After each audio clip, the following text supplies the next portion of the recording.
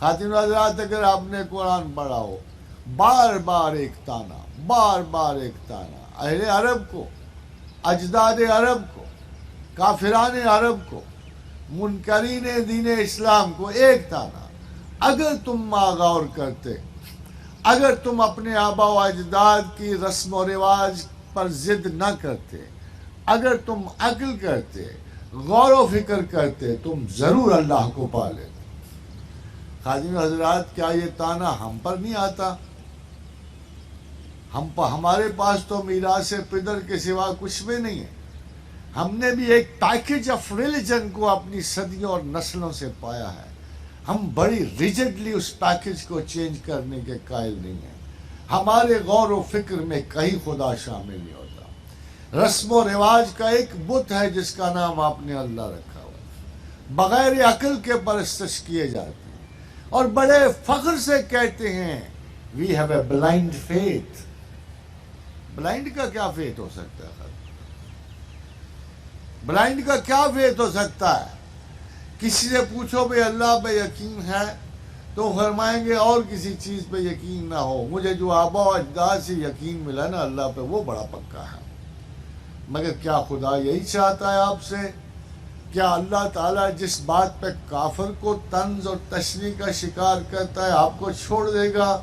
اللہ نے بڑی وضاحت سے کہا لِيَهْلَكَ مَنْ هَلَكَ عَنْ بَيِّنَةٍ. جو ہلاک ہوا وہ دلیل سے ہلاک ہوا. وَيَحْيَى مَنْ حَيَّ عَنْ بَيِّنَةٍ. جو زندہ ہوا وہ دلیل سے زندہ ہوا. ان اللہ سمیع علیم. اللہ سننے والا ہے اور علم والا. پھر انسانوں کی تعریف کرتے ہوئے اور جانوروں سے اسے بدتر قرار دیا اور کہا کہ یہ لوگ جو اندھے اور بہروں کی طرح میرے آیات پہ گئے. اِنَّ شَرَّ الدَّوَابِ عِندَ اللَّهِ.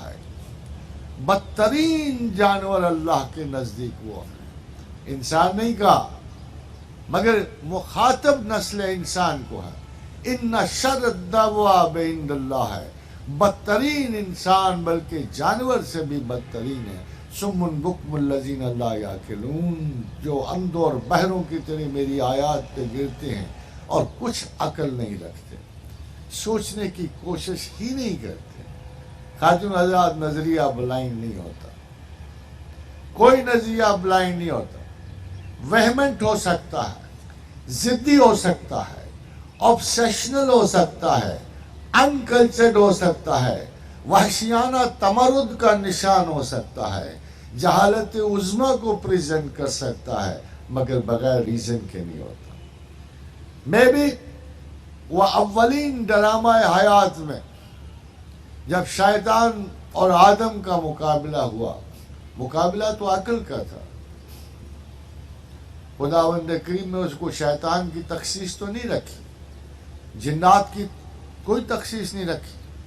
موصوف بڑے اعلیٰ پائے کے جن تھے، بڑے مرتبہ کے جنات میں سے تھے. عزازیل کم نہ تھے رتبے میں جبرائیل امی سے.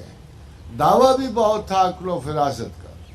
پھر جب ان کو چیلنج درپیش ہوا اور وہ ملائکہ میں شامل تھے، سر خیل ملائکہ تھے، جب چیلنج درپیش ہوا اور اللہ نے ان کو ایک علمی محاضرہ پیش کیا. یہ مقابلہ کوئی فزیکل نہیں تھا، 100 میٹر کی دوڑ کا نہیں تھا یا جنات کی فلائٹ کا نہیں تھا. یہ ایک علمی سا محاکمہ تھا کہ I am presenting to you a basic language and I would wish who has the assimilation, who has the power to integrate, who has the power to extend. کس کے پاس یہ ذہانت موجود ہے کہ لفظ کو لینگویج میں بدل دے، ایک حرف سے کلمات بنا لے. کس کے پاس یہ حکمت ہے وہ ملٹیپلیکیشن آف دی ساؤنڈ اور سیمنٹک سیکھے. پھر اس نے کہا وَعَلَّمَ آدَمَ الْأَسْمَاءَ كُلَّهَا ثُمَّ عَرَضَهُمْ عَلَى الْمَلَائِكَةِ فَقَالَ أَنبِئُونِي بِأَسْمَاءِ هَؤُلَاءِ إِن كُنتُمْ صَادِقِينَ. کہ ہم نے اسماء سکھائے، بیسک الفابیٹ سکھائی. ہم نے کہا آؤ چیلنج کرو ایک دوسرے کو. مقابلہ سخت رہا خواتین و حضرات. 10,000 سال بیت گئے. تفنن کے طور پہ آپ کو ایک بات بتاؤں کہ 70,000 سال پہلے، یہ بڑی دور کا مقابلہ نہیں ہے، قریب کی مدت ہے، 70,000 سال پہلے انسان کے جین میں تکلم کا کوئی سراغ نہیں تھا، گفتگو کا جین ہی نہیں تھا۔